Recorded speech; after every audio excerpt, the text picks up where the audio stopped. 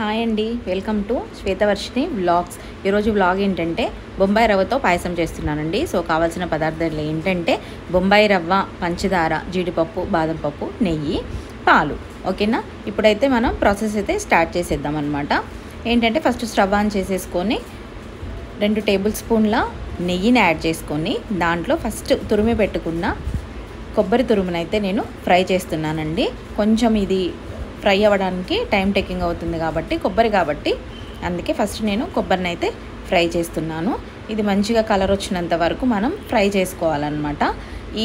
చాలా ఈజీ అండి అసలు బొంబాయి రవ్వ పాయసం చేసుకోవడం. మనకి ఏదైనా స్వీట్ తినాలి అని అనిపించినప్పుడు వెంటనే అయితే క్విక్గా కూడా అయిపోతుంది. ఒక 5-10 మినిట్స్లో మనకి స్వీట్ అనేది తయారైపోతుంది. ఈ రెసిపీ అయితే చేసుకొని మనం చక్కగా ఎంజాయ్ చేస్తూ తినచ్చు అనమాట. దీంట్లోనే మనం బొంబాయి రవ్వను కూడా యాడ్ చేసుకుంటాం. ఇప్పుడు కలర్ చేంజ్ అయ్యేంత వరకు బొంబాయి రవ్వను అయితే మనం నెయ్యిలో ఫ్రై చేసుకోవాలి. చూడండి, మంచిగా ఫ్రై అయింది. ఇప్పుడైతే మరో గిన్నె పెట్టుకొని దాంట్లో పాలైతే కాగబెడుతున్నానండి. చూడండి ఎంత బాగా పొంగుతున్నాయో. నాకు ఇష్టం ఇలాగ పాలు పొంగడం. ఏదన్నా ఫెస్టివల్ అప్పుడు కూడా మనం చేసినప్పుడు పాలు పొంగాలనుకుంటాం కదా. సో అలాగా నాకైతే బాగా అనిపించింది పాలు పొంగినప్పుడు. సో ఇప్పుడైతే నేనైతే షుగర్ యాడ్ చేస్తున్నాను.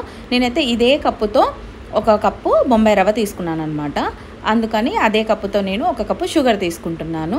మనం తీసుకుంది 1/2 లీటర్ పాలండి. 1/2 లీటర్ పాలకి ఖచ్చితంగా 1 కప్పు షుగర్ అయితే సరిపోతుంది. ఎందుకంటే మనం తీసుకుంది ఒకే కప్పు బొంబాయి రవ్వ కాబట్టి ఒకే కప్పు షుగర్ యాడ్ చేసుకోవాలి. స్వీట్ తక్కువ తినాలి అని అనుకునే వాళ్ళైతే 1/2 కప్పు తీసుకున్నా సరిపోతుంది. స్వీట్ అంటే ఇలాచీ పౌడర్ మస్ట్ అండ్ షుడ్ కాబట్టి నేనైతే 2 ఇలాచీలని కొంచెం షుగర్ యాడ్ చేసి రెండింటిని అయితే మంచిగా పౌడర్ అయితే చేసుకుంటున్నాను అనమాట. ఇష్టం యాలకులు తినేవాళ్ళు ఇష్టం ఉంటే ఆ యాలకుల్ని అలా ఉంచుకోవచ్చు. లేదు పిల్లలు తినేటప్పుడు అడ్డొస్తుంది వద్దు అనుకుంటే తీసేసి మనం పౌడర్ చేసుకున్న ఇలాచీ పౌడర్ని పాలల్లో వేసేసి మంచిగా కలిపేసుకోవాలన్నమాట. ఇలా ఒక 2-3 మినిట్స్ ఇలాచీ పౌడర్ షుగర్ వేసిన తర్వాత మంచిగా కలుపుకొని అంతా మిక్స్ అయిన తర్వాత మనం ఫస్ట్ వేయించి పెట్టుకున్న డ్రై ఫ్రూట్స్ ఉన్నాయి కదండి, జీడిపప్పు, బాదం పప్పు, కొబ్బరి, ఈ 3ని అయితే పాలల్లో వేసేయాలన్నమాట. మనం రవ్వ వేసే ముందు ఈ పాలల్లో వేస్తే ఏమవుతుందంటే మంచిగా ఆ స్వీట్నెస్ అనేది ఈ డ్రై ఫ్రూట్స్కి కూడా పట్టి టేస్ట్ బాగుంటుంది అనమాట మనం తినేటప్పుడు. ఇప్పుడైతే ఒక 2-3 నిమిషాలు మనం అలా కలుపుతూ ఉండాలన్నమాట. ఆ పిల్లలకైతే ఈ స్వీట్ చాలా ఇష్టం అండి, చాలా ఇష్టంగా తింటారు. నేను అందుకే ఎప్పుడు చేస్తూనే ఉంటానన్నమాట, పిల్లలు తింటారని చెప్పి. ఇప్పుడైతే ఇదే కప్పుతో మనం ఫస్ట్ షుగర్ తీసుకున్నాం కదండి. ఇప్పుడైతే వేయించి పెట్టుకున్న పౌడర్ ఏదైతే బొంబాయి రవ్వ ఉందో అదే కప్పుతో నేను 1 కప్పు తీసుకొని ఇప్పుడు పాలల్లో యాడ్ చేస్తున్నాను అనమాట. అదే ఇప్పుడు మీకు అక్కడ చూపిస్తున్నాను. నేను 1 కప్పు షుగర్కి 1 కప్పు బొంబాయి రవ్వ సరిపోతుంది. కొంచెం కొంచెం వేసుకుంటూ కలుపుతూ ఉండాలన్నమాట. ఒకటేసారి వేసేస్తే ఏమవుతుందంటే అది ఉండలు అయిపోయినట్టు అవుతుంది. అందుకనే కొంచెం కొంచెం వేసుకుంటూ మంచిగా కలుపుకుంటూ కొంచెం కొంచెం వేసుకోవాలి.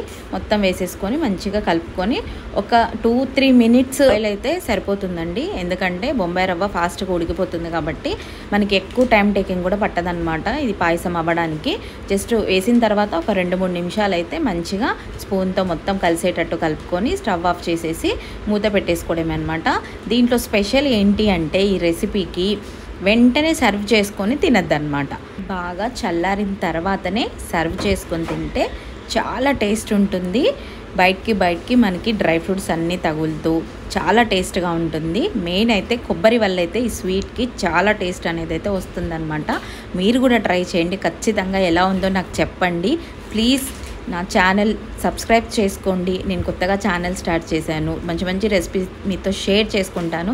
సో ప్లీజ్ సబ్స్క్రైబ్ చేసుకోండి, ఫాలో అవ్వండి, షేర్ చేయండి, లైక్ చేయండి.